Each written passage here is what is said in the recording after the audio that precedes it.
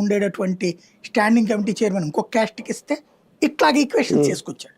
Top 10 castes ని అందులో involve చేశాడు.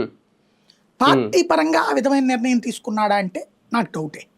ఎందుకంటే పార్టీ పరంగా ఎట్లా పడితే అట్లా పెట్టేసుకుంటున్నారు.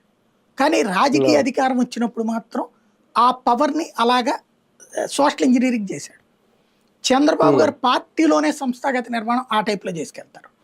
తనతో పాటు స్టేజీ మీద కూర్చునే వాళ్ళలో తను ఒక అమ్మ కాబట్టి ఒక కాపు, ఒక రెడ్డి, ఒక ఎస్సీ, ఒక ఎస్టీ, ఎస్సీలో మళ్ళీ 2 వర్గాలు, అట్లాగే ఒక మైనారిటీ, ఇట్లా ఉండేటట్టు చూసుకుంటాడు ఆయన.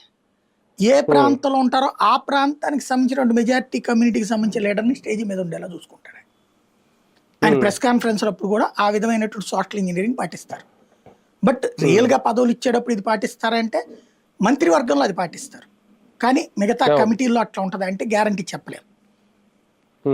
ఇప్పుడు జనసేనకి ఎక్కువ ఉన్నప్పుడు బెటర్.